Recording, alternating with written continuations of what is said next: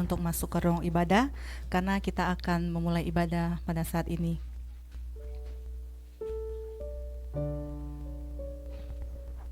Sekali lagi shalom. Selamat pagi semua. Bersyukur bagaimana kita bisa kembali beribadah pada hari ini. Saya yakin semua karena kebaikan Tuhan, amin. Sebelum kita lebih dalam lagi masuk ke dalam hadirat, sebelum kita bawa setiap pujian kita, penyembahan kita, sebelum kita bawa setiap doa syafaat kita, dan bahkan kita saat ini sebentar lagi akan mendengarkan kebenaran firman Tuhan, mari kita terlebih dulu datang ke hadapan Tuhan, kita minta pertolongannya. Allah Bapa yang Maha Baik, Bapa yang bertata dalam kerajaan sorga, kami sungguh mengucap syukur ya Tuhan, bahwasanya kami ada saat ini, kami masih bisa ya Tuhan diberikan kesehatan, kekuatan, tubuh yang masih ya Bapa kuat untuk datang ke tempat ini, dan bahkan kerinduan hati untuk datang Bapa. Kami bersyukur bahwa semuanya ya Tuhan hanya karena kasih karunia-Mu saja Yesus. Tuhan, saat ini kami rindu agar Engkau yang bertata dalam setiap ibadah kami hari ini ya Bapa, dari awal, pertengahan hingga akhirnya ya Bapa. Engkau yang pimpin kami, apapun yang menjadi kekurangan kami Engkau yang tambahkan ya Tuhan. Dan biarlah ya Bapa, nama-Mu yang diagungkan, dimuliakan lewat ibadah hari ini. Kami ya Bapa juga mau menyerahkan setiap teman-teman kami yang mungkin beribadah secara online. Engkau juga yang kamu ya Bapa di hati mereka masing-masing Yesus. Tuhan, inilah doa kami, kerinduan kami. Kami tidak mampu tanpa Engkau ya Bapa. Kami mau menyerahkan sepenuhnya tanpa terkecuali ya Tuhan. Semuanya seluruhnya hanya ke dalam tangan-Mu. Ibadah hari ini ya Bapa, di dalam nama Yesus Kristus kami telah berdoa. Amin. Mari kita bangkit berdiri, kita mau menyatakan pengakuan iman rasuli kita bersama-sama. Aku percaya kepada Allah, Bapa yang Maha Kuasa, Khalik langit dan bumi, dan kepada Yesus Kristus, Anaknya yang tunggal Tuhan kita, yang dikandung daripada Roh Kudus, lahir dari anak darah Maria, yang menderita di bawah pemerintahan Pontius Pilatus, disalibkan, mati dan dikuburkan, turun ke dalam kerajaan maut, pada hari yang ketiga, bangkit pula dari antara orang mati, naik ke surga, duduk di sebelah kanan Allah Bapa yang Maha Kuasa. Dia akan datang dari sana untuk menghakimi orang yang hidup dan yang mati. Aku percaya kepada Roh Kudus, gereja yang kudus dan am, persekutuan yang orang kudus, pengampunan dosa, kebangkitan daging dan hidup yang kekal. Amin. Saya persilakan duduk kembali. Mari kita datang ke hadapan Tuhan dengan pujian penyembahan kita. Kita mau nyanyikan pujian ini, kita mau katakan menyenangkan-Mu.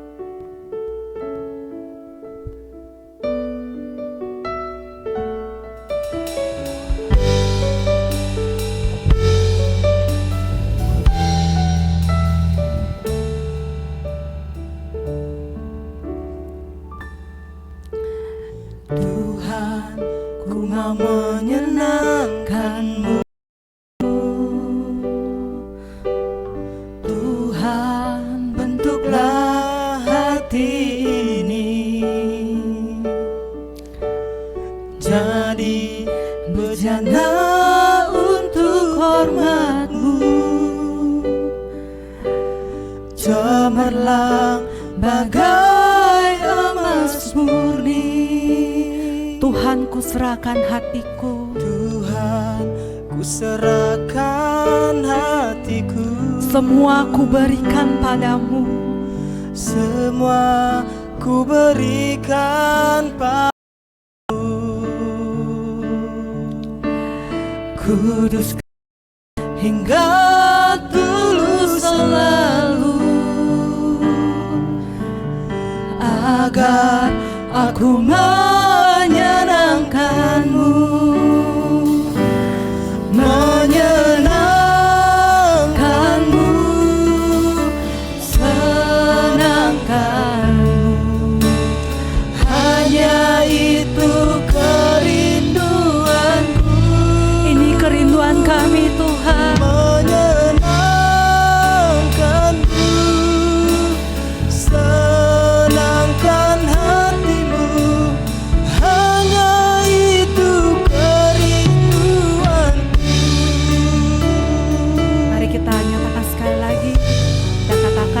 Tuhan, ku mau menyenangkan.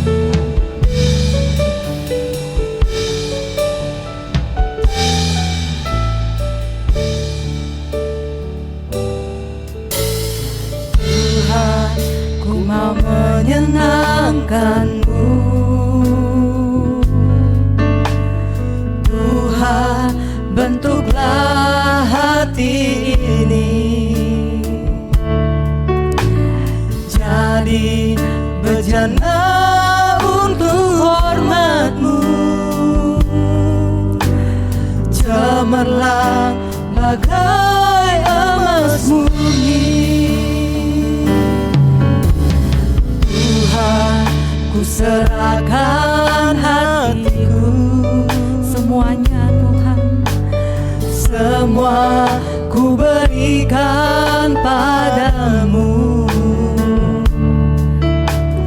Kuduskan hingga tulus selalu, agar aku menyenangkan. ini kerinduan kami. Menyenangkan-Mu, senangkan-Mu, hanya itu kerinduanku. Menyenangkan-Mu, senangkan hatimu, hanya itu kerinduanku. Mari bawa setiap ucapan syukur kita, penyembahan kita ke hadapan Dia saat ini. Allah Bapa yang Maha Baik, kami sungguh bersyukur ya Tuhan. Kami ada saat ini semua karena kebaikan-Mu ya Bapa. Oh, tidak ada yang bisa kami beri ya Tuhan kecuali setiap penyembahan kami. Oh, ini kerinduan hati kami ya Bapa, untuk Kasih-Mu tidak terbatas dalam menyenangkan-Mu dalam hidup nyataanmu sangat luar biasa bagi setiap kami, Bapa. Sungguh baik. Oh, tangan Sebab kami diangkat memuji Engkau, Tuhan. bagimu. Engkau layak dipuji. Nyanyian kami semuanya Bapa hanya bagimu, karena Engkau Allah yang layak disembah. Oh Yesus, Engkau segalanya. Terima kasih Tuhan. Luar biasa penyertaan-Mu di dalam hidup. Bahkan di saat keadaan sulit sekalipun ya Tuhan, Engkau tidak pernah meninggalkan kami. Oh, terima kasih untuk kesetiaan.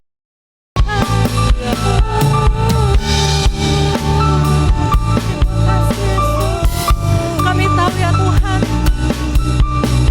mungkin kami ya Bapa melewati banyak Bukan masalah. kami orang yang Apapun itu berdosa ya di Tuhan, hadapan-Mu, kami tetap mau datang kepada tapi Engkau selalu baik bagi kami. ucap syukur, terima kasih bahwa kami percaya Engkau punya Engkau satu Allah yang luar rancangan biasa, terbaik untuk hidup penuh kami. kasih. Terima kasih Tuhan.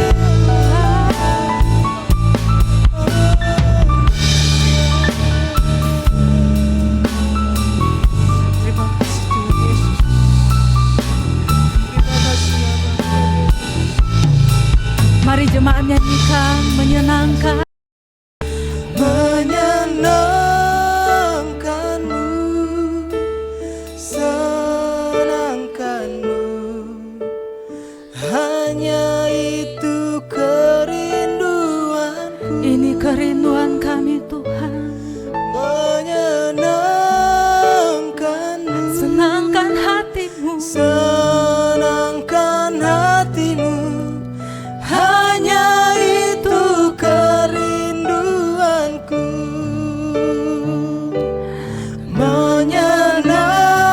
Menyenangkan-Mu, senangkan-Mu, hanya itu kerinduanku. Engkau mendengar kerinduan kami Tuhan. Menyenangkan-Mu, senangkan hatimu, hanya itu kerinduanku.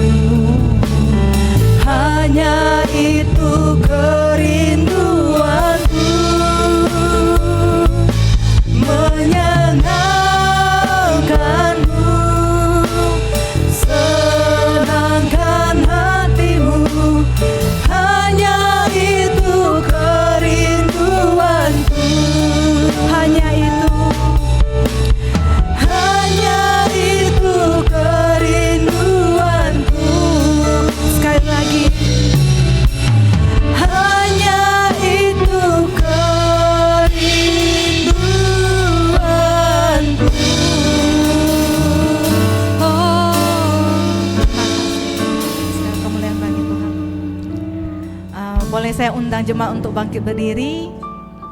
Boleh dong saya lihat wajah-wajah yang mengucap syukur, senyum-senyum yang mengucap syukur. Tangan-tangan yang mau bernyanyi bagi Tuhan. Kita mau katakan, hati yang gembira adalah obat yang manjur. Katakan kanan kirinya, hati yang gembira adalah obat yang manjur.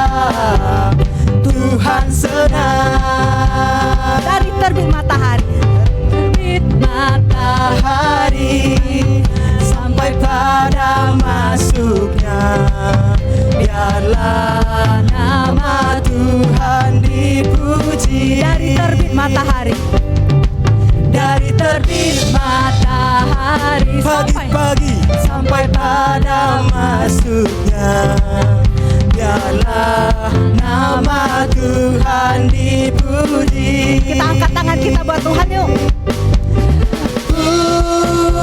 Puji Tuhan,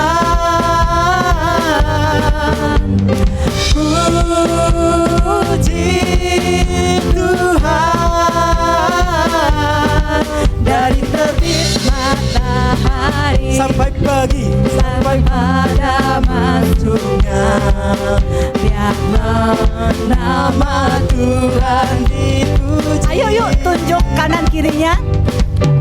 Aku anak raja, engkau anak raja, kita semua anak raja.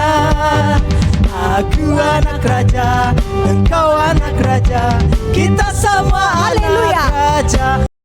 Haleluya, puji Tuhan, haleluya, puji Tuhan, haleluya, puji Tuhan, haleluya, haleluya, puji Tuhan, haleluya, puji Tuhan, haleluya, puji Tuhan, haleluya. Aku anak raja, engkau anak raja, kita semua anak raja. Aku anak raja, engkau anak raja, kita semua anak raja. Haleluya, puji Tuhan, haleluya, puji Tuhan, haleluya, puji Tuhan, haleluya, haleluya, puji Tuhan, haleluya, puji Tuhan, haleluya, puji Tuhan, haleluya.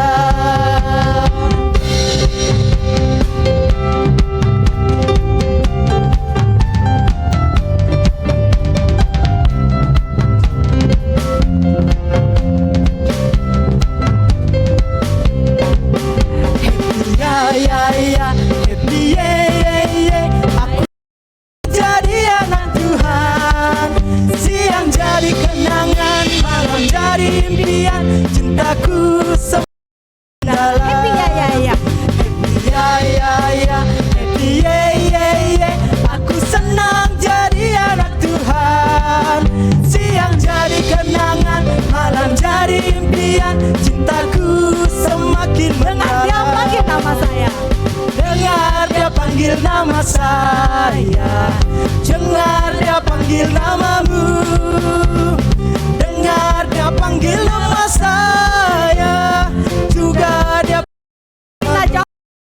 Ku jawab ya, ya, ya.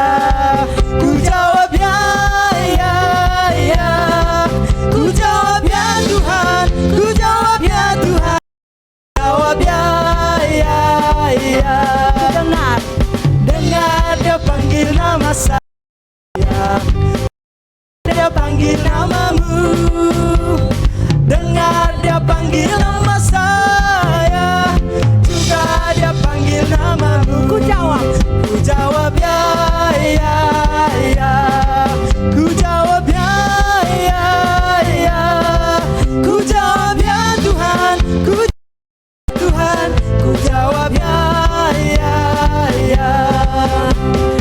Oh giranglah, oh giranglah, Tuhan Yesus pada saya.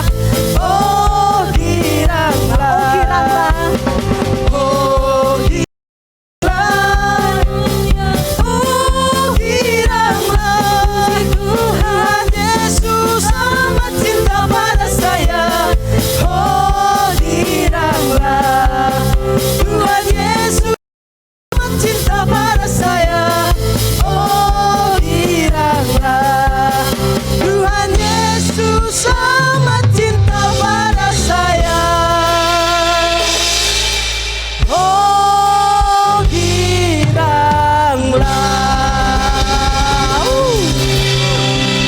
Segala kemuliaan bagi Tuhan, amin. Amin. Amin. Boleh saya persilakan duduk. Saya yakin selain kerinduan kita untuk dan memuji Tuhan, kita juga akan bersama-sama untuk berdoa. Saya ingin mengajak teman-teman untuk berdoa bagi pemilihan umum presiden Korea pada tanggal 3 nanti. Kita berdoa agar setiap prosesnya bisa berjalan dengan sebaik mungkin, dan terlebih agar pemimpin yang terpilih benar-benar yang dari Tuhan, yang bisa memimpin negara Korea dengan baik. Lalu saya juga rindu mengajak teman-teman untuk berdoa bagi negara yang saat ini sedang dalam masalah inter ataupun antar negara yang mungkin kita ingat dalam hati kita bawa ke hadapan Tuhan saat ini. Lalu terlebih di mana kemarin terjadi gempa di Bengkulu, banyak rumah-rumah yang rusak dan juga ada korban-korban. Kita berdoa agar tetap penghiburan di tengah-tengah kondisi yang begitu sulit. Kita mungkin tidak bisa membantu banyak, kita punya sanggup memulihkan setiap mereka. Bahwa setiap pujian ini, setiap kerinduan kita ini, setiap doa ini, kita terlebih dahulu satu pujian kita mau katakan setia.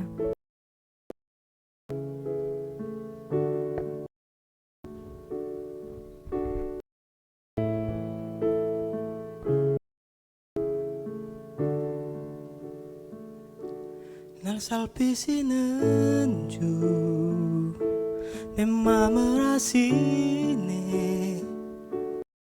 내가 주를 더욱 사랑하기 하네. 내 삶의 주관자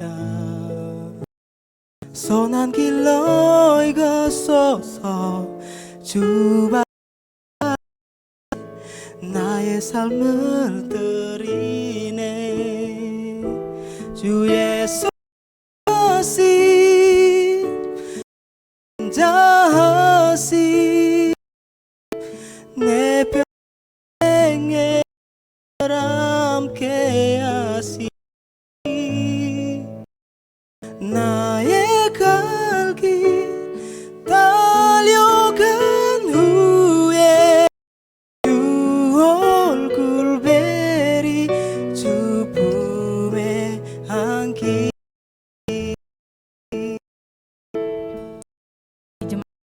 Menyanyikan lagu Korea. 대신 내가 주를 돌아가기 원하네. 주 환자 길로 이끌소서. 주 발 앞에 나의 삶을 드리네. 주의 선하신 그 인자하신 내 평생에 늘 함께 하시리. 나의 갈 길 달려간 후에 주 얼굴 뵈리. 주 품에 안기. 주의 선하신 주의 선하신 그 인자하신 내 평생에 늘 함께 하시. 나의 갈 길 달려간 후에 주 얼굴 뵈리. 주 품에 telah kulihat kebaikan-Mu Tuhan. aku lihat kebaikan-Mu yang tiada pernah habisnya. yang tak pernah habis di hidupku. Kami berjuang Berjuang sampai akhirnya kau dapat aku tetap setia. Mari kita satukan hati kita, satukan suara kita. Kita percaya bahwa setiap suara kita akan didengar oleh Tuhan. Mari kita bawa setiap pokok doa kita yang telah Ya Allah Bapa yang Maha Baik, kami sungguh syukur ya Tuhan bahwasanya kami bisa ya Tuhan datang kepadamu dengan setiap doa kami ya Bapa. Memang kami sadar kami sangat kotor ya Tuhan, kami penuh dosa, tapi kami yakin Engkau ada mendengar untuk kami ya Tuhan. Engkau ada lisan doa kami Yesus, tetap seluruhan doa kami ya Bapa. Tuhan, kami berdoa untuk negara Korea Yesus, di mana saat ini ya Bapa, negara Korea yang dimana beberapa bulan lalu ya Tuhan negara presiden telah dimasukkan yang saat ini akan ada ya Tuhan diadakan pencalonan baru ya Bapa, agar kiranya ya Tuhan saat pemilihan tanggal 3 Engkau ya Bapa ya Tuhan setiap orang-orang yang ada, agar Yesus pemimpin yang benar-benar sungguh ya Tuhan mau bekerja bagi rakyat ya Bapa yang terpilih, yang benar-benar ya Tuhan memikirkan kepentingan bersama ya Bapa, bukan kepentingan pribadi Yesus. Kami rindu ya Bapa agar bisa dipulihkan kembali ya Bapa. Oh, kami yakin Yesus Engkau akan ya Bapa menjadikan negara Korea menjadi negara yang memberkati banyak negara lainnya Yesus. Tetapi ya Bapa, kami tahu ya Bapa banyak orang Kristen yang ada di tempat ini. Engkau yang memilih mereka, Engkau yang menempatkan mereka di manapun mereka berada. Engkau yang akan Yesus menyatakan kuasa-Mu ya Bapa. Begitu juga Tuhan setiap negara-negara di seluruh dunia Tuhan, kami juga mau berdoa ya Bapa di saat ini, di akhir zaman ini ya Bapa, banyak negara yang sedang berperang Yesus, berkonflik, apapun masalahnya, politik, ekonomi, tanah.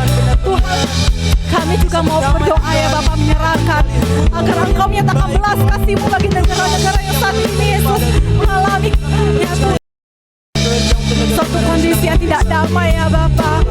Warga sipilnya ya Tuhan tidak mendapatkan suatu timpa yang layak Yesus. Kami berdoa agar para pemimpin bisa melihat ya Bapa orang-orang yang dirugikan ini Yesus, dan biarlah mereka ya Bapa bisa lebih bijaksana berhikmat ya Bapa, dan terlebih agar ada suatu perdamaian kami perlukan ya Tuhan, yang dinyatakan oleh Raja Damai kami Yesus Kristus. Engkau yang turun bagi kami ya Bapa. Nyatakan ya Tuhan, kami yakin ya Tuhan akan ada suatu titik terang ya Bapa untuk perdamaian bagi setiap negara yang saat ini sedang berkongsi. Kami percaya Tuhan Yesus, Engkau Allah yang Kami yakin bahas kasih-Mu Tuhan. Sebentar lagi juga kami Bapak, kami juga berdoa untuk negara, untuk kota Bengkulu ya Bapak, di mana kemarin terjadi gempa yang cukup tinggi yaitu 6,5 Yesus. Tuhan, kami juga berdoa untuk setiap warga yang saat ini merasa cemas ya Bapak, yang mungkin akan ada gempa susulan. Kiranya Engkau yang juga berikan kedamaian dalam hati mereka, agar mereka bisa tetap berpengharapan di dalam Engkau. Dan saat inilah ya Tuhan, mereka bisa mencari suatu ya Bapak, ada Allah yang selalu berada bersama ya mereka ya Yesus Kristus. Tuhan, kami percaya Engkau punya tujuan yang lebih baik ya Bapak dari setiap yang kami pikirkan Yesus. Oh, laku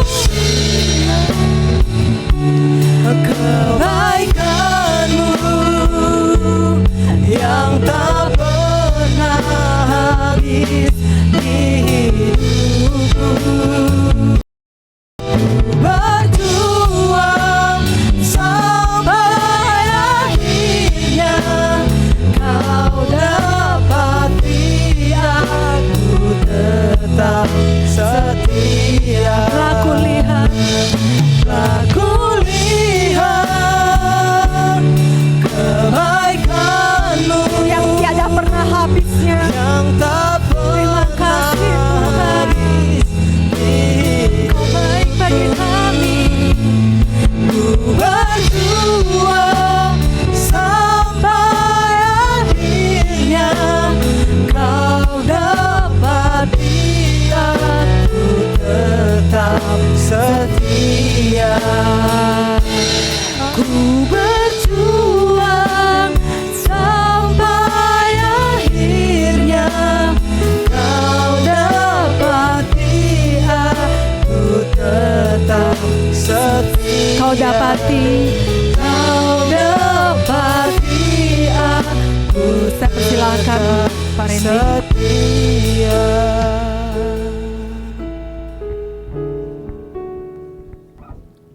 Terima kasih ya Bapa, dalam ketidaksetiaan kami, Engkau setia atas hidup kami. Terima kasih hari ini juga kami Tuhan boleh dimampukan untuk datang melangkah, datang ke tempat ini, untuk bersama-sama berkumpul menaikkan syukur kami, beribadah ya Tuhan sebagai tubuh Kristus. Biar Engkau menerima setiap ya Tuhan ibadah kami. Dan saat ini sebagian dari sabda firman-Mu, Engkau berfirman kepada kami, dan biarlah firman ini terus ya Tuhan mengubahkan kehidupan kami. Khususnya kami Tuhan dimampukan untuk menjadi pribadi-pribadi yang semakin berbahagia di dalam kasih Yesus Kristus. Kami siap untuk mendengarkan firman-Mu. Berfirmanlah kepada kami. Dalam nama Yesus mari kita yang percaya bersama-sama berkata amin. Shalom semuanya, selamat hari Minggu. Terima kasih untuk tim ibadah yang sudah melayani kita dalam ibadah. Mari kasih salam kepada kiri kanan kita. Saya senang melihat saudara di sini. Ya, saya senang melihat saudara di sini. Katakan juga, aku mengasihimu dalam Yesus Kristus. Sarang Hamidah, sarang Hamidah. Iya. Ya, sebenarnya bulan Mei ini adalah bulan keluarga. Jadi ada banyak sekali hari-hari tanggal-tanggal merah yang berkaitan dengan keluarga. Ada hari anak-anak, ada hari orang tua, ada hari guru, ada hari apa lagi? Ya, ada banyak sekali itu. Hari jomblo, ya. Mungkin kita perlu usulkan ya ke pemerintah Korea. Ya, ya. Jadi kita akan belajar ya menjadi pribadi-pribadi yang bisa mengerti bagaimana sih bisa hidup berbahagia di tengah-tengah dunia ini. Karena itu saya kasih tema khotbah untuk siang hari ini seperti yang sudah kita lihat bersama-sama di depan. Mari kita baca bersama-sama. 1, 2, 3. Rumah, tempat pertama Tuhan menanam kasih. Kalau saya bisa kembali ke masa kanak-kanak saya dan saya ditanya, kira-kira apa yang paling engkau inginkan di dalam keluargamu? Saya akan menjawab bahwa yang paling saya inginkan adalah melihat kedua orang tua saya saling mengasihi, dan juga mereka mengasihi anak-anak mereka dengan sungguh-sungguh. Kenapa saya bisa menjawab seperti ini? Karena saya tidak pernah menikmati hal-hal seperti ini ketika saya kecil. Jadi dapat dikatakan bahwa sebuah rumah tangga, sebuah rumah, sebuah keluarga itu bukan masalah seberapa besar gedung yang dimiliki, seberapa mewah fasilitas yang kita miliki, seberapa banyak uang yang kita miliki. Memang hal ini perlu. Tetapi yang merupakan hal yang paling penting dari sebuah rumah itu adalah kasih. Kita sudah sering mendengar hal ini, tetapi kadang-kadang kita sering melupakannya juga. Dan tanpa kita sadari, kita hidup dengan pola yang sama yang telah kita terima dari orang tua kita. Saudara-saudari, khususnya untuk para laki-laki di sini, baik yang sudah menikah, yang akan menikah, dan yang masih jomblo, saya berdoa supaya cepat menikah, cepat dapat pacar. Permasalahan di dunia ini terjadi karena laki-laki. Saudari, perhatikan, dunia saat ini sedang berperang karena apa? Karena laki-laki. Kalau ada presiden perempuan, saya pikir tidak mungkin presiden tersebut itu memproklamasikan perang. Enggak mungkin. Presiden ini semuanya laki-laki. Bahkan mereka itu bukan masih umur parubaya, tapi sudah kakek-kakek. Tapi masih berperang. Khususnya para laki-laki, kita perlu mengingat baik-baik bahwa masalah yang terjadi di dunia ini itu bersumber dari laki-laki. Tidak mungkin kita bisa menginginkan sebuah negara, sebuah bangsa yang bahagia, yang sejahtera, kalau masyarakatnya itu bukanlah masyarakat yang saling mengasihi atau masyarakat yang saling mengampuni. Demikian juga tidak mungkin kita mengharapkan sebuah masyarakat yang ideal, yang harmonis, bahagia, jika seandainya masyarakat itu terdiri dari keluarga-keluarga yang hancur. Karena itu, keluarga adalah faktor utama yang bisa membuat sebuah masyarakat menjadi bahagia. Tetapi untuk menjadikan sebuah rumah tangga, rumah menjadi bahagia, harmonis, maka laki-laki perlu menjadi seorang kepala keluarga yang mengalami kasih Tuhan. Tanpa ini, mungkin sebuah rumah tangga bisa berkelimpahan secara materi. Mungkin bisa tinggal di rumah yang wah, dengan fasilitas yang mewah. Tapi tanpa kasih Kristus, maka sebuah rumah tangga tidak bisa menjadi rumah tangga yang berbahagia.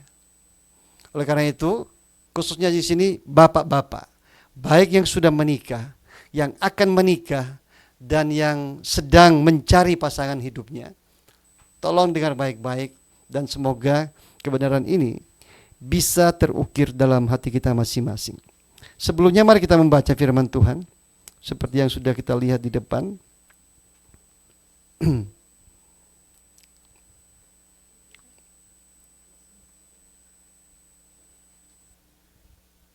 Kita melihat pertama-tama dari Efesus pasal 22 sampai 23.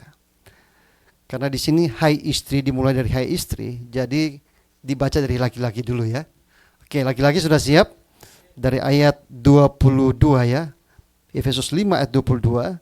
Terus perempuan ayat berikutnya. Oke, mari kita baca bersama-sama laki-laki 1 2 3. Hai istri, tunduklah kepada suamimu seperti kepada Tuhan. Perempuan,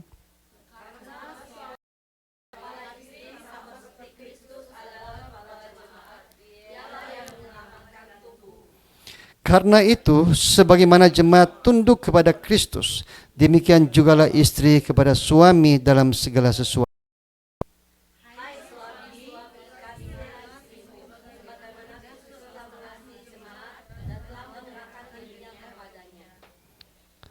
Dua enam, untuk menguduskannya sesudah ia menyucikannya dengan memandikannya dengan air dan firman.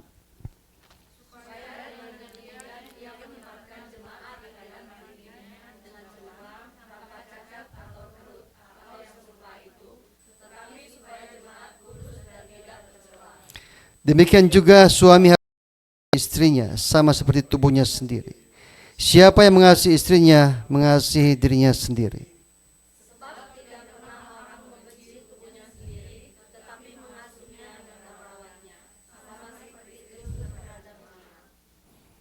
Karena kita adalah anggota tubuhnya.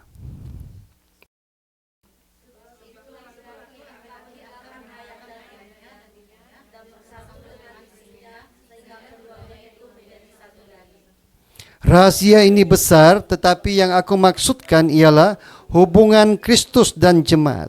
Bersama-sama, bagaimanapun juga bagi kamu masing-masing berlaku, kasihilah istrimu seperti dirimu sendiri, dan istri hendaklah menghormati suaminya. Kolose pasal 3 ayat 18 sampai 21. Bersama-sama 1 2 3. Hai istri-istri, tunduklah kepada suamimu sebagaimana seharusnya di dalam Tuhan. Hai suami-suami, kasihilah istrimu dan janganlah berlaku kasar terhadap dia. Hai anak-anak, taatilah orang tuamu dalam segala hal, karena itulah yang indah di dalam Tuhan. Hai bapak-bapak, janganlah sakiti hati anakmu, supaya jangan tawar hatinya. Amin. Amin. Saudara-saudari yang saya kasihi dalam Yesus Kristus, kita adalah hasil dari siapa orang tua kita. Khususnya siapa ayah kita. Jadi kalau hari ini kita sudah menikah dan kita adalah seorang laki-laki yang harmonis, seorang laki-laki yang romantis, itu karena kita melihat itu dari orang tua kita. Sebaliknya kalau kita sudah menikah tetapi kita seorang laki-laki yang kasar, seorang laki-laki yang tidak bisa mengurus anaknya dengan baik, seorang laki-laki yang suka melakukan kekerasan, itu juga karena kita melihatnya dari orang tua kita.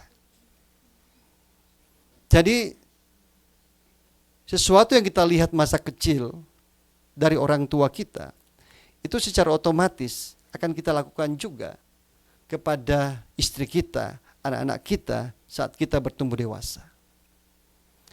Meskipun di dalam hati kita berpikir, kalau saya besar, saya tidak akan menjadi sama seperti orang tua. Tetapi dengan kekuatan kita tidak bisa melakukan ini. Kita butuh bertemu dengan Tuhan lebih dulu. Kita butuh bertemu dengan Yesus lebih dulu, mengalami kasih-Nya. Setelah itu kita bisa melakukan itu sedikit demi sedikit. Kenapa?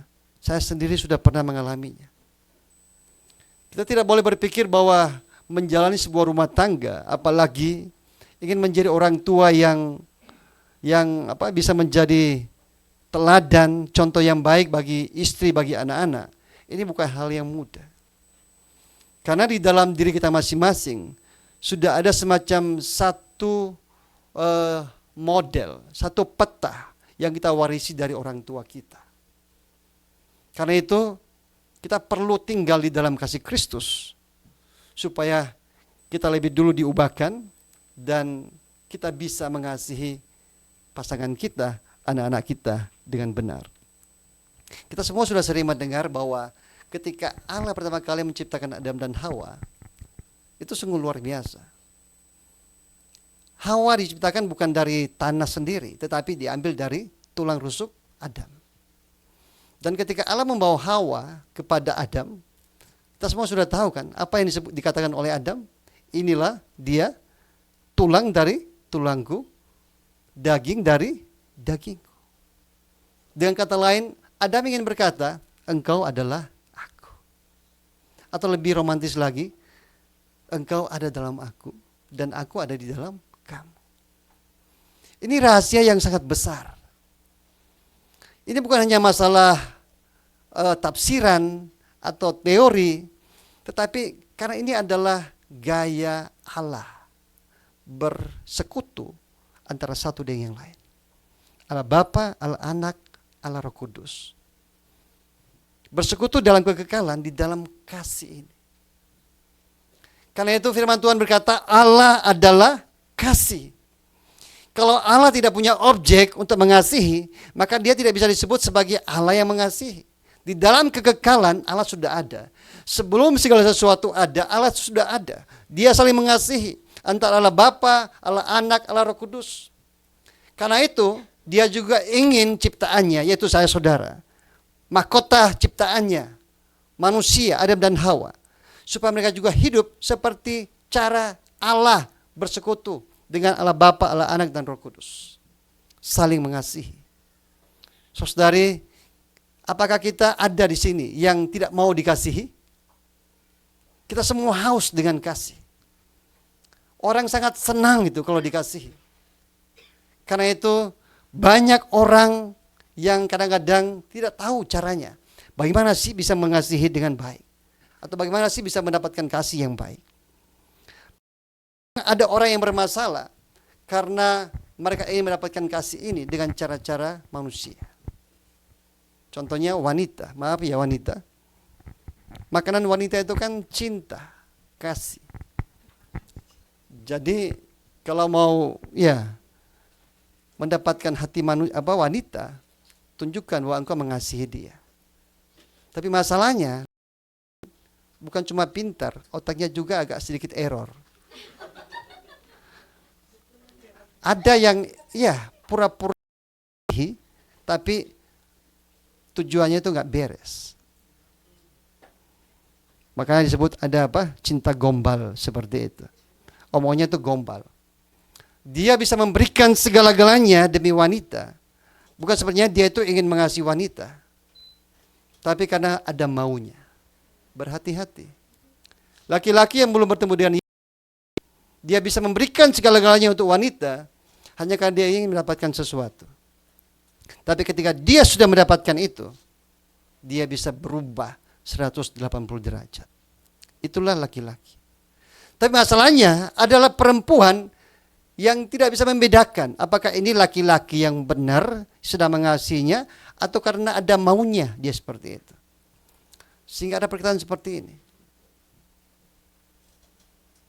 Laki-laki bisa memberikan segala-galanya demi seks. Perempuan bisa memberikan segala-galanya demi cinta, demi kasih. Karena itu kita yang masih pacaran juga harus berhati-hati. Yang akan pacaran juga harus berhati-hati. Karena hal seperti ini meskipun sudah menikah, akhirnya pernikahannya itu gagal, kandas. Nah, mari kita belajar bersama-sama. Yang pertama adalah di sini.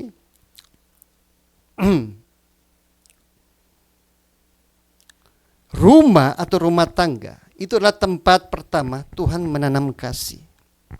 Di dalam Efesus pasal 5 ayat 22 sampai 33, di situ banyak sekali dijelaskan seperti apa kasih itu.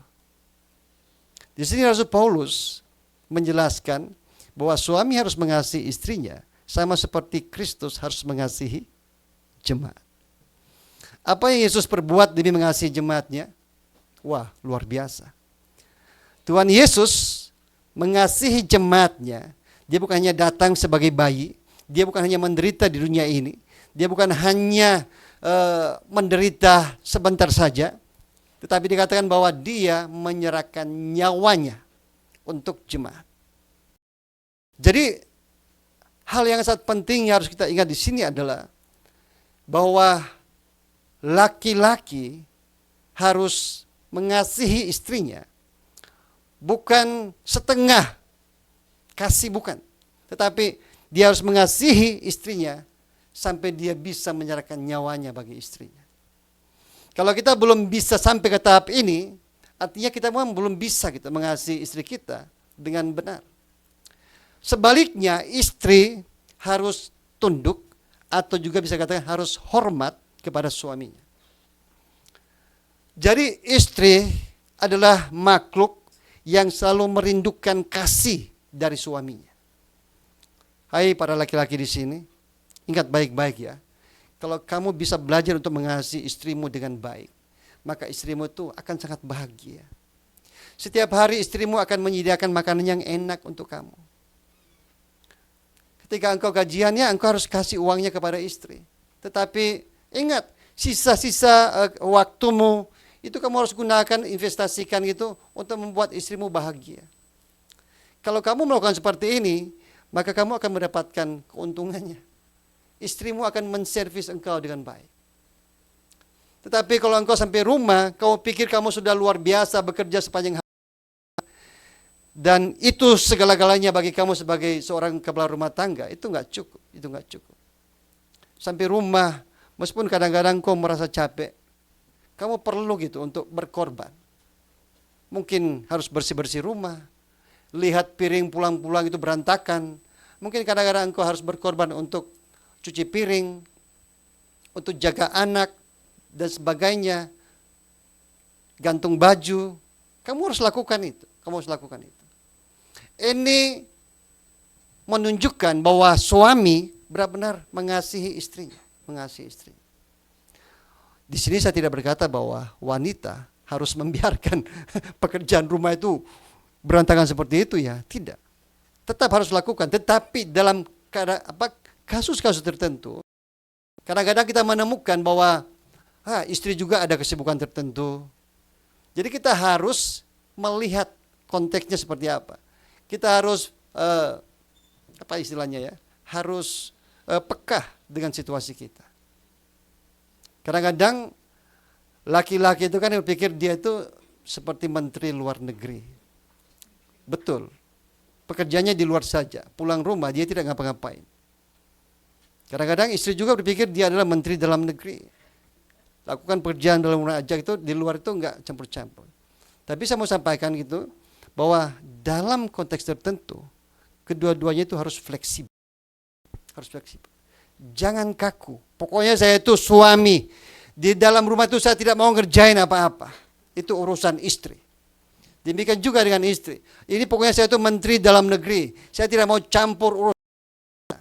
Pokoknya yang saya tahu itu dalam rumah saja. Tidak boleh juga seperti itu. Meskipun perannya itu jelas, tapi kita perlu harus saling peka. Khususnya bagaimana kita menunjukkan kasih kita kepada pasangan kita. Jadi anak-anak kita melihat kasih Kristus, kasih Tuhan itu pertama-tama dari kita sebagai orang tua. Ketika suami istri setiap hari itu kerjanya itu konflik dengan suara keras, anak itu melihat semuanya. Dan itulah yang saya lihat gitu waktu masih kecil. Ada piring terbang di rumah. Kadang-kadang bapak saya itu ngeluarin baju istri saya, ibu saya, dia bakar, dia banting piring, pecah, dan yang lain-lain. Bagi kami sendiri, papa saya itu sering ngeluarin pedang yang sangat panjang. Dia sering ayunkan seperti ini, acungkan seperti ini, nakut-nakutin kami.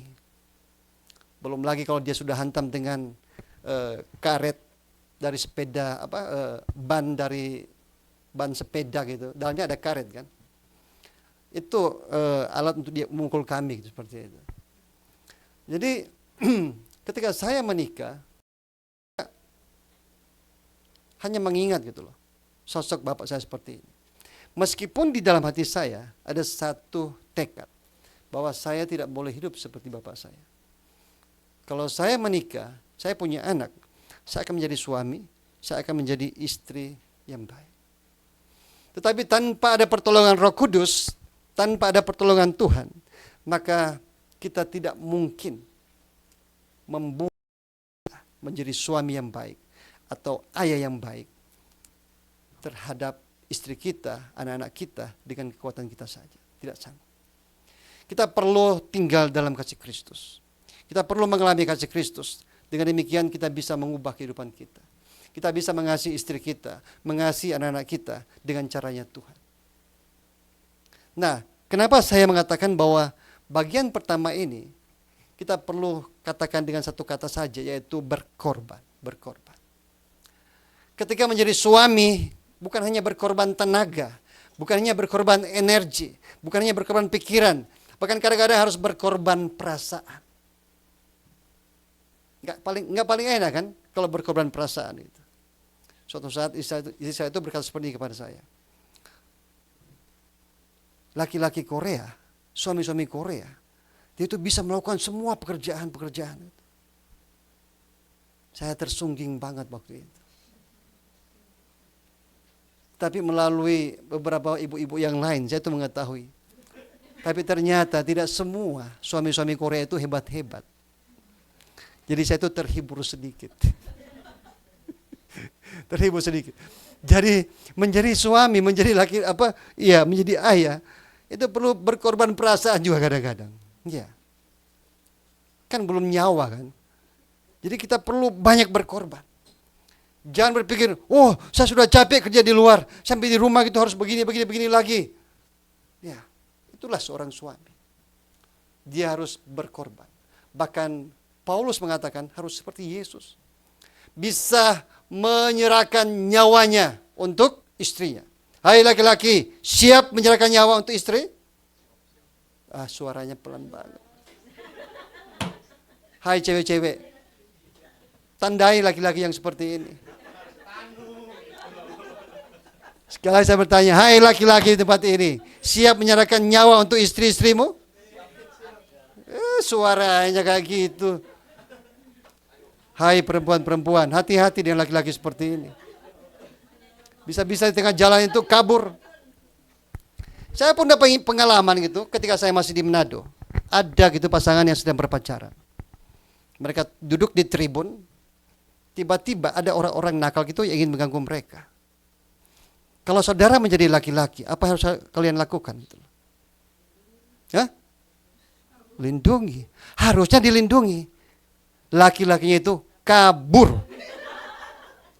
Untung ceweknya ini seorang atlet. Dia itu bisa gitu meloloskan diri. Setelah peristiwa ini langsung putus. Jadi coba kita lihat gitu loh. Kalau ada laki-laki seperti ini, perempuan mana yang mau menikah gitu. Jadi sekali lagi saya mau katakan, pertama, sebagai pasangan suami dan istri, kedua-duanya itu harus bisa berkorban seperti Yesus. Dalam segala hal kita harus berpikir, saya harus berkorban. Meskipun kadang-kadang perkataan pasangan itu sangat tajam, lebih tajam dari pedang bermata dua sekalipun. Nusuknya itu dalam, wow. Sekali lagi, kita perlu berkorban. Itulah suami, itulah istri. Jadi kalau suami harus menunjukkan kasihnya kepada istrinya dengan berbagai cara, dengan berkorban. Sedangkan istri harus menunjukkan kasihnya kepada suami dengan tunduk atau dengan menghormatinya. Jangan pernah gitu mengucapkan atau menceritakan kejelekan pasanganmu kepada orang lain. Jangan sama sekali.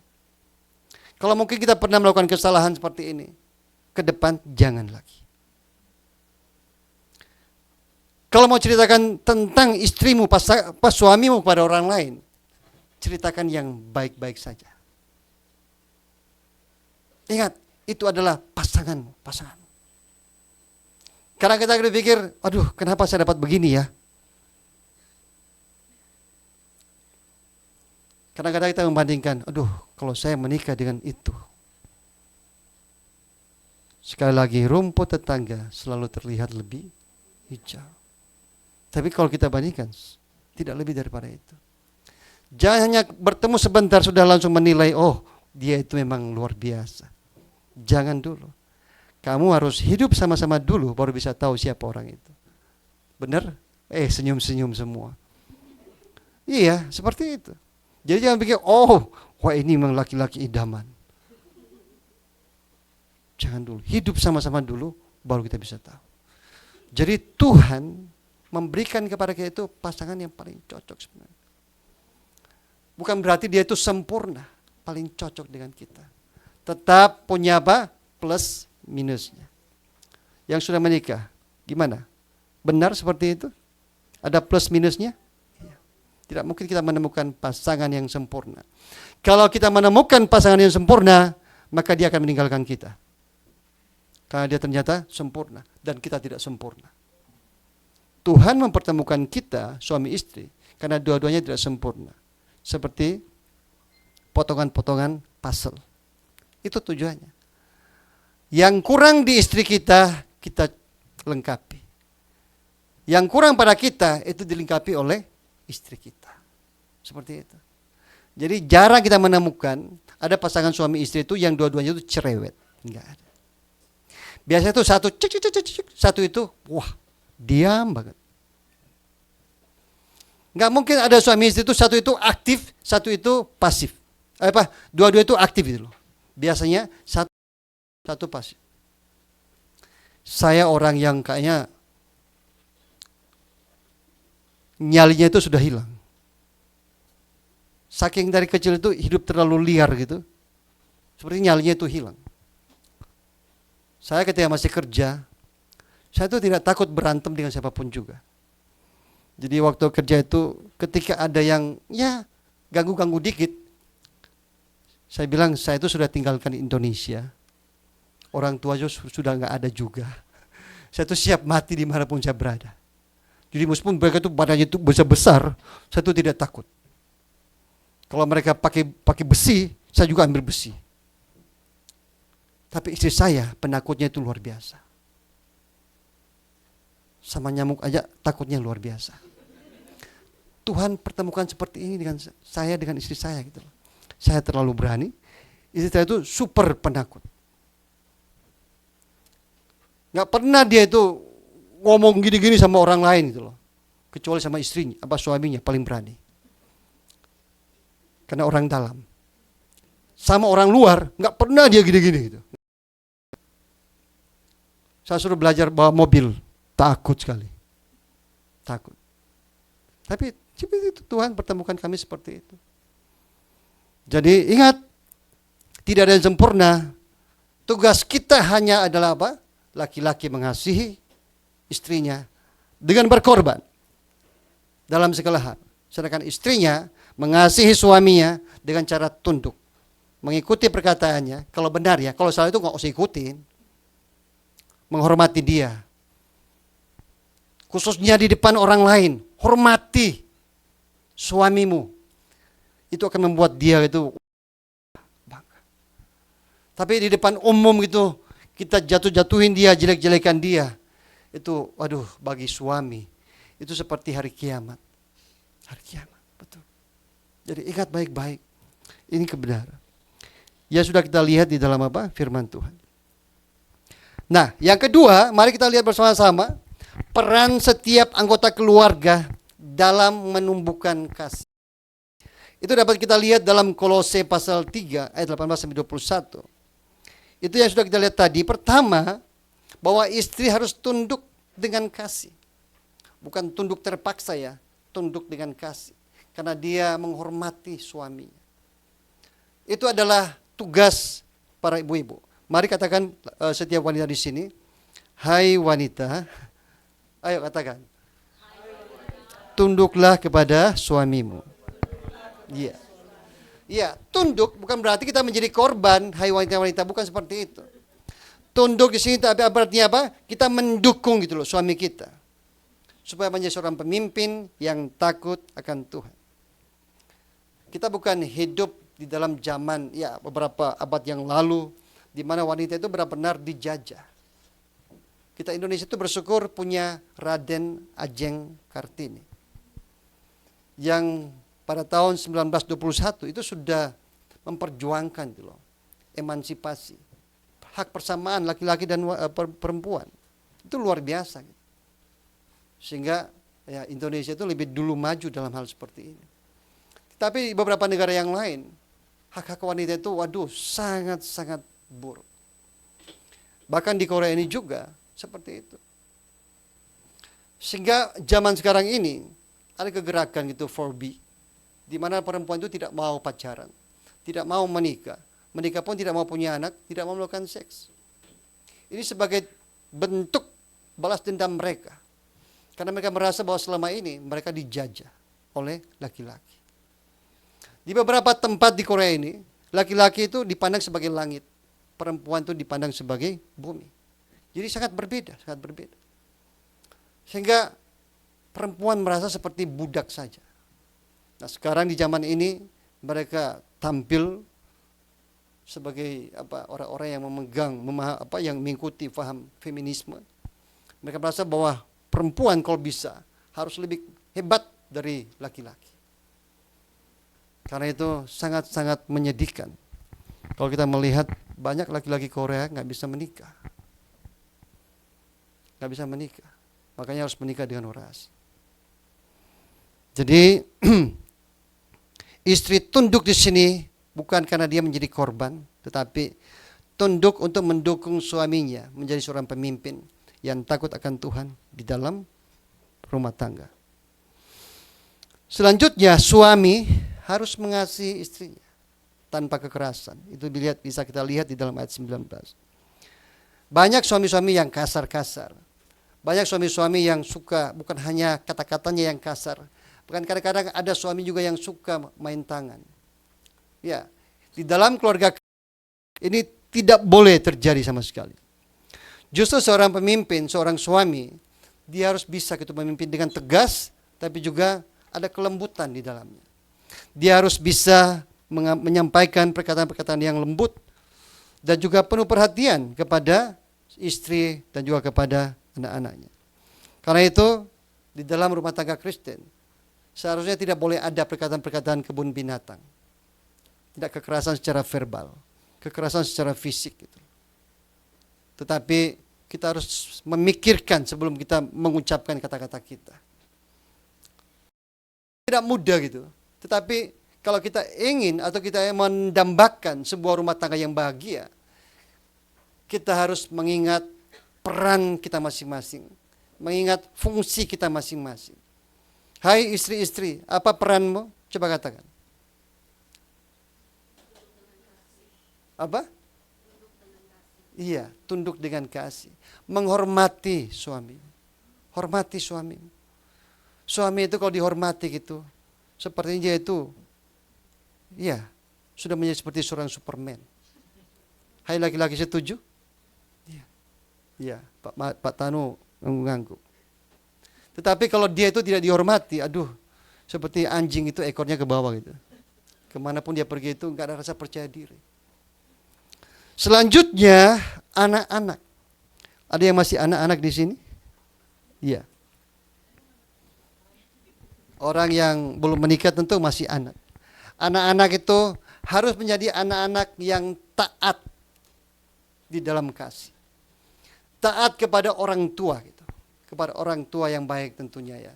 Bahkan kadang-kadang ada orang tua yang tidak baik juga, tetapi kita juga harus tetap menunjukkan bahwa kita taat kepada mereka. Orang tua sangat-sangat bahagia kalau punya anak yang taat sama mereka. Sebaliknya orang tua itu menjadi orang tua yang stresnya luar biasa ketika anak-anaknya itu tidak mau lagi dengar-dengaran sama dia.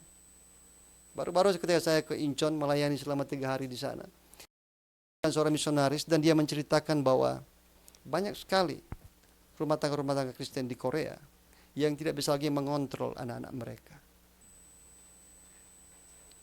Pekerjaan mereka tiap malam adalah main game.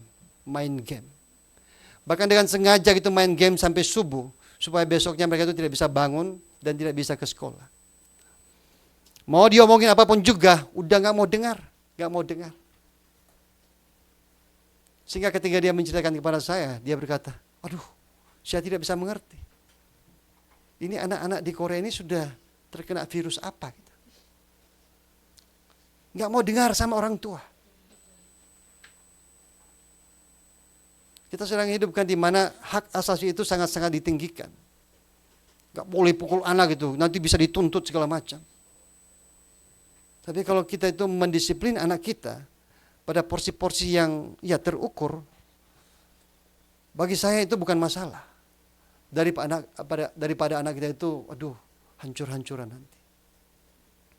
Kalau orang tua sudah bisa lagi mengontrol anak-anaknya, aduh, itu orang tua itu sangat-sangat sedih.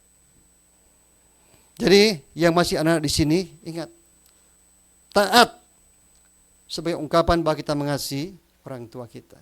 Hai anak-anak, jangan lupa ya, taatilah orang tuamu. Jadi anak-anak harus belajar menghormati Allah pertama-tama dengan taat kepada kedua orang tuanya.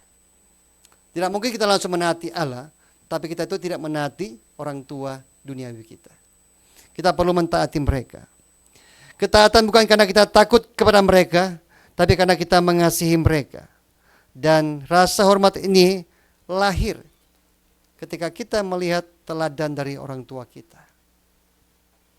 Jadi sangat bahagia kalau kita itu punya anak-anak yang dengar-dengaran dan juga taat kepada kita. Dan yang terakhir, peran orang tua.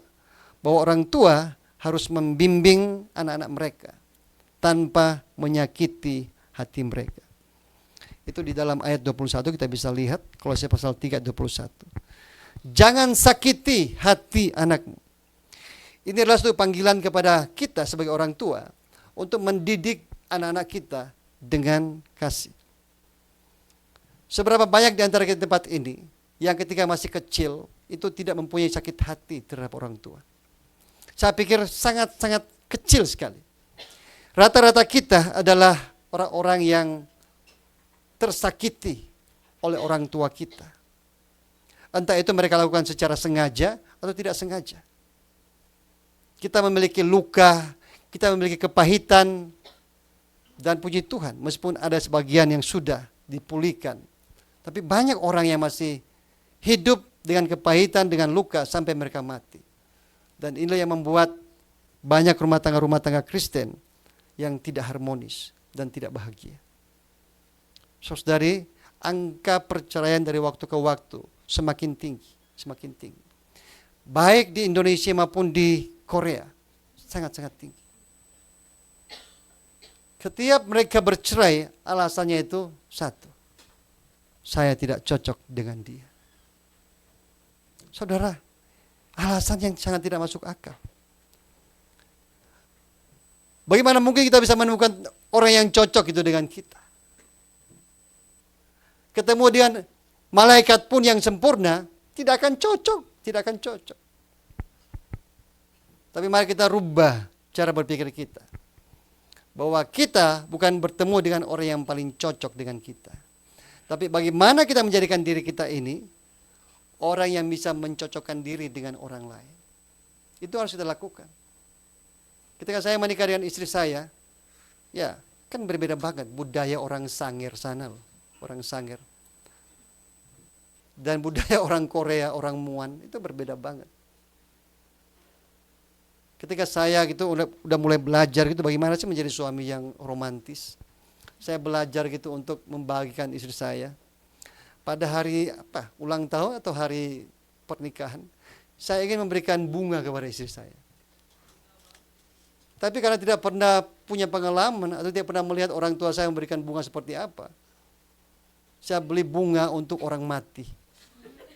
Saudara pernah ke itu kan, rumah duka ya? Ada bunga yang putih. Biasanya kalau orang datang itu dikasih satu, disuruh hormat, berdoa, setelah itu taruh. Saya beli beberapa gitu. Saya kasih sama istri saya. Saya pikir, wah, saya mulai romantis. Saya kaget melihat mata istri saya itu kaget. Mungkin dalam hatinya dia berkata, kamu ingin mengutuki saya supaya cepat mati. Tapi saya itu mengerti gitu bahwa meskipun saya itu salah kasih bunga, setidaknya saya itu sedang belajar gitu untuk membahagiakan dia. Jadi jangan dipikir, oh saya itu bukan orang yang seperti itu. Saya itu ya nggak mungkin lah ngasih bunga sama istri saya. Jangan berkata seperti itu. Untuk membahagiakan pasangan kita itu harus ada usaha. Harus ada usaha.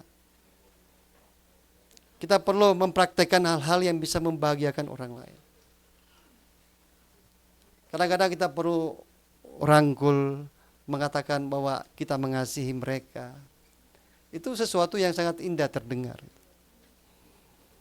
Jadi, mari kita semua gitu berusaha gitu untuk mengingat fungsi dan peran kita dan mulai berusaha untuk mempraktekkannya kepada pasangan kita. Yang sudah punya anak juga kepada anak-anaknya. Ingat, semakin tua, biasanya itu laki-laki itu semakin turun ekornya. Tapi kebaliknya, perempuan-perempuan itu semakin naik ekornya. Makanya ada istilah emak-emak dilawan. Itu dari situ. Saya tidak tahu kenapa, itu mungkin masalah hormon atau apa. Tapi fakta itu seperti itu. Waktu masih gadis, perempuan itu semua itu terlihat lembut banget. Sepertinya itu malaikat yang turun dari surga gitu loh. Wow. Tapi setelah menjadi emak-emak, mungkin mereka itu terlatih ya besarin beberapa anak gitu. Seperti Ibu Suti itu kalau naik tangga 5 tingkat gitu loh. Sambil gendong Jonathan, bayangin. Kadang-kadang bawa tas lagi kan. Hati-hati Pak Parman. Laki-laki itu kalau makin tua itu makin turun ekornya, perempuan itu makin naik ekornya. Jadi ketika masih baik-baik itu ya kasihi istrimu, pasanganmu, supaya di masa tuamu engkau tetap dikasihi juga. Jadi mari kita semua gitu yang sudah menikah khususnya berusaha mempraktekkan kasih ini di dalam rumah tangga. Kasih kita kepada istri kita, pasangan kita, kepada anak-anak kita. Jangan gitu kikir gitu untuk mengatakan aku mengasihimu.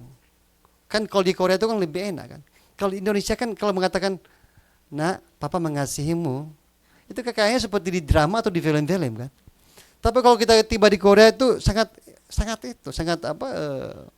nyaman, sangat enak mengatakannya. Sarangeo, sarangeo, sarangeo. Apalagi kalau kita itu mengatakan itu dengan sungguh-sungguh, sambil kasih hadiah kecil, itu lebih luar biasa. Nah sekarang, bagaimana kita mempraktekkan untuk menanam kasih Tuhan ini dalam rumah? Saya anjurkan setiap kita itu harus berusaha untuk punya persekutuan ibadah. Meskipun ibadah itu ya ibadah singkat atau seperti apa. Jangan buat ibadah juga seperti ibadah yang kaku ya. Bagi yang masih punya anak-anak, bisa beribadah sambil di kamar, gak apa-apa.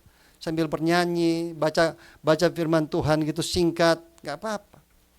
Jadi sebenarnya yang diingat oleh anak-anak kita ketika mereka besar nanti, bukan apa sih yang dikhotbahkan oleh bapak saya, apa sih yang dikhotbahkan oleh ibu saya, apa sih yang didoakan, bukan itu. Tapi bahwa pada masa kecil, saya pernah beribadah bersama-sama dengan orang tua. Itu yang akan mereka ingat. Jadi kenangan-kenangan yang indah saat kita beribadah, berdua bersama-sama, itu sangat-sangat penting. Selanjutnya, kita perlu berkomunikasi dengan jujur dan penuh hormat. Jadi seharusnya tidak ada rahasia di antara kita ya. Amin. Katakan kepada pasangan kita, jangan ada rahasia di antara kita. Ya. Jadi nanti video call ya, Jen. Video call gitu katakan, jangan ada rahasia di antara kita. Jadi kalau ada rahasia gitu dan itu terbongkar, itu sangat-sangat menyakitkan. Jadi kita perlu membiasakan diri untuk saling mendengar satu dan yang lain tanpa harus saling menghakimi gitu loh. Jadi sangat-sangat penting. Dan ketiga adalah harus saling mengampuni. Jadi jangan biarkan ada kepahitan di dalam sebuah rumah tangga. Rumah yang mengampuni adalah rumah yang juga bisa menyembuhkan. Jadi kalau ada di sini yang mungkin pernah berantem besar, ada kepahitan, ada luka, perlu untuk saling mengampuni secara, karena itu akan memulihkan kehidupan kita. Dan yang keempat adalah kita harus menunjukkan teladan hidup di dalam rumah tangga. Jadi teladan hidup ini sangat-sangat efektif karena dia itu lebih cepat menular daripada kata-kata kita. Kita mau bicara 1000 kali tapi tanpa ada teladan hidup, itu gak ada gunanya. Tetapi ketika kita ngomongnya sedikit tapi menunjukkan itu dengan teladan hidup, anak-anak kita itu akan melihat, wah luar biasa papa saya, oh luar biasa ibu saya. Mereka akan belajar tentang kasih seperti ini. Jadi mari kita bertanya kepada diri kita masing-masing, apakah di rumah kita sudah menjadi tempat di mana kasih Allah ditanam dalam hati kita? Apakah kita membiarkan hidup kita untuk bisa menjadi semacam display, tempat pajangan kasih Tuhan bagi pasangan kita atau bagi anak-anak kita? Saya mengakui bahwa awal-awal pernikahan saya juga banyak berantem dengan istri saya. Tetapi semakin ke sini, saya semakin menyadari bahwa itu bukan ada pada istri saya, tetapi ada pada saya. Sehingga saya itu banyak sekali dipangkas oleh istri saya. Banyak sekali dipangkas. Ketika saya nyetir, itu istri saya itu ngomongnya itu sampai keras banget. Kamu ini pendeta atau apa? Itu bagi saya itu bukan hal yang mudah untuk diterima. Saya kan pendeta kan. Tapi ya istri saya itu memangkas seperti itu kepada saya. Dan itu ya terpangkas. Semakin ke sini saya melihat bahwa frekuensi konflik itu semakin berkurang. Di rumah ya hampir tidak lagi, kecuali pergi ke kebun. Masalah tanah sepetak. Padahal bukan milik sendiri lagi. Ya, saya akui bahwa ya masih ada konflik seperti itu, tapi konflik-konflik yang ringan gitu loh. Dan ke depan saya akan berusaha sebagai laki-laki, sebagai suami, sebagai ayah, untuk menjadi suami, menjadi ayah yang lebih baik gitu. Yang selalu mengingat fungsi saya dan peran saya. Dengan demikian saya bisa meninggalkan teladan yang baik kepada anggota keluarga saya. Ya, kita semua di sini kita tentu akan membangun rumah tangga. Bagi yang sudah berumah tangga gitu, ya kita harus terus berusaha gitu untuk menciptakan menjadi rumah tangga yang bahagia. Yang akan membangun, ingat gitu, rumah tangga tanpa kasih Tuhan, maka di situ kita akan menikmati surga neraka mini. Tetapi sebuah rumah tangga terlepas seperti apa itu yang kita miliki. Kalau kita punya kasih Kristus, maka kita akan mengecap surga mini di sana. Amin. Jadi yang paling penting di dalam sebuah rumah tangga, dalam sebuah rumah, itu adalah kasih. Pertama-tama suami dan istri harus saling mengasihi. Suami harus mengasihi istrinya seperti Yesus mengasihi jemaat. Berkorban, bahkan memberikan nyawa. Istri juga harus tunduk menghormati suaminya dengan kasih. Demikian juga orang tua harus mengasuh anaknya dalam kasih, memberikan teladan yang baik, membimbing mereka gitu secara rohani. Dengan demikian sebuah keluarga akan menjadi keluarga yang sangat-sangat berbahagia. Keluarga yang menjadi berkat kita. Melalui keluarga lah orang-orang yang belum mengenal Kristus, mereka bisa melihat kasih Kristus. Mereka bisa tertarik untuk melihat kasih Kristus. Baik, pada saat ini mari kita bangkit berdiri. Kita pujikan satu pujian yang berjudul Bersama Keluargaku.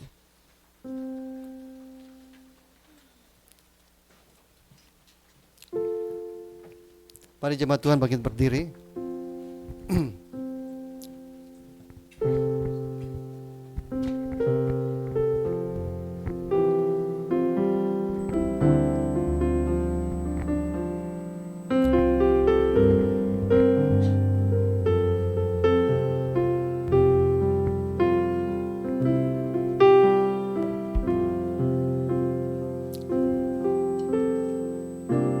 Bersama-sama kami datang di hadirat-Mu dalam satu kasih dengan bersehati, berjanji setia sampai akhir, mengasihi-Mu Yesus. Sekali lagi bersama-sama kami datang di hadirat-Mu dalam satu kasih dengan bersehati,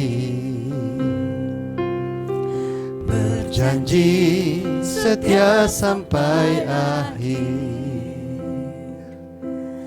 mengasihi-Mu Yesus. Bersama keluargaku melayani Tuhan, bersatu selamanya mengasihi Engkau, Tiada yang dapat melebihi kasih-Mu ya Tuhan. Bagi kami Engkau segalanya. Bersama keluargaku, bersama keluargaku melayani Tuhan, bersatu selamanya mengasihi Engkau. Tiada yang dapat melebihi kasih-Mu ya Tuhan. Bagi kami Engkau segalanya. Sekali lagi refnya bersama-sama. Bersama keluarga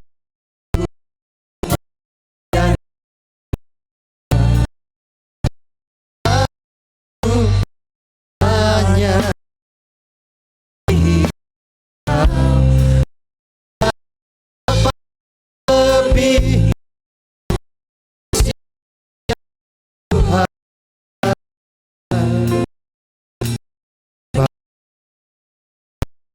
segala bagi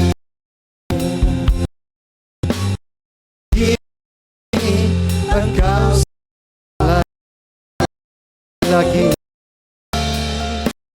bagi kami.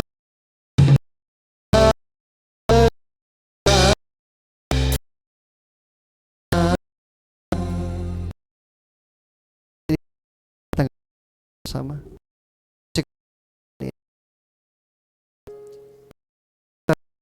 diri kita, apakah kita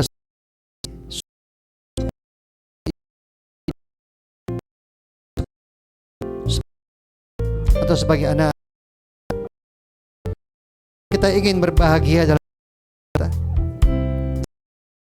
Firman Tuhan berkata kepada kita, kita harus mengenal Kristus dan kita harus hidup di dalam. Hanya dengan mengenal kasih Kristus dan hanya dengan Kristus kita bisa membahagiakan pasangan kita, membahagiakan anak-anak kita, dan keluarga yang seperti inilah kenan di hadapan Tuhan. Keluarga yang bagi orang. Saat ini mari kita Tuhan doa masing-masing di hadapan Tuhan. Suami, istri, sebagai ayah, sebagai ibu, apakah kita sudah melakukan fungsi dan peran kita seperti yang dikatakan ini? Mari kita berdoa di hadapan Tuhan. Tuhan, supaya saya dapat hidup sebagai suami, sebagai istri, sebagai ibu, sebagai anak-anak, mengingat fungsi saya, peran saya, dapat ya Tuhan. Mari kita di hadapan Tuhan. Surga kami datang untuk begitu yang terus mengingatkan kami ya sebagai ibu, suami, anak. Kami tahu ya Tuhan, lain bagi kami untuk kami hidup di tangan selain Kau, mengenal kasih-Mu, dan mengenal kami dengan kasih-Mu itu. Tolong kami masing-masing, tolong kami ini tiap hari kami hidup dalam kasih-Mu itu. Dengan kasih-Mu ini Tuhan, kami Tuhan boleh mengasihi pasangan kami, kami boleh mengasihi anak kami Tuhan, boleh Tuhan membuat keluarga yang berbahagia, pakai menjadi saluran Injil bagi orang yang belum percaya. Hamba berdoa Tuhan, semua keluarga-keluarga dalam gereja ini, ya Tuhan, anak-anak kami, suami, istri, agar menjadi Tuhan pasangan-pasangan yang benar-benar hidup dalam kasih Kristus dan menggunakan mengasihi pasangannya, mengasihi anak-anaknya. Waktu biarlah keluarga kami, pasangan kami, hidup kami terus diubahkan oleh kasih-Mu ya, sehingga kebahagiaan surgawi berkembang kami masing-masing. Hidup kami, kasih Kristus akar, tumbuh berbuah dan dapat banyak orang di sekitar kami. Terima kasih Bapa yang baik. Kami akan menutup ya Tuhan ibadah ini. Biarlah Engkau Tuhan bekerja di dalam setiap diri kami, khusus dalam setiap ya Tuhan rumah tangga dalam gereja ini, di dalam ya Tuhan kehidupan anak-anak kami, supaya kami Tuhan tidak menjadi rumah tangga, rumah anak-anak hancur, tetapi rumah tangga yang berbahagia di dalam Tuhan. Terima kasih Bapa yang baik. Kami sudah membawa ya Tuhan persembahan kami, persembahan syukur, misi dan juga perpuluhan. Biarlah Tuhan Engkau memberkati tangan-tangan yang mengelola ini, supaya Tuhan persembahan ini dapat dipakai untuk kemuliaan nama Tuhan. Kami juga sudah ya Tuhan memberikan ya Tuhan persembahan untuk pengadaan mobil gereja. Saya semuanya akan tercukup untuk Tuhan. Dan terus menggerakkan hati setiap kami, agar kami Tuhan turut ambil bagian di dalam ya Tuhan pengumpulan dana pengadaan mobil gereja ini. Jemaat yang dikasihi oleh Tuhan Yesus Kristus, arahkanlah mata hatimu kepada Dia, berkat-Nya. Hanya kasih karunia Tuhan Yesus Kristus, kasih Allah Bapa yang tiada batasnya, dan persekutuan yang Roh Kudus yang selalu memimpin, menghibur dan menolong, menyertai semua jemaat Tuhan Gereja AIC yang ada di tempat ini dan yang sedang mengikuti ibadah ini secara online di mana mereka berada. Atas keluarga kami mereka berada, dan studi, rumah tangga kami, anak-anak kami, atas seluruh aspek kehidupan kami, mulai hari ini sampai Maranatha, sampai Tuhan Yesus datang kembali. Amin.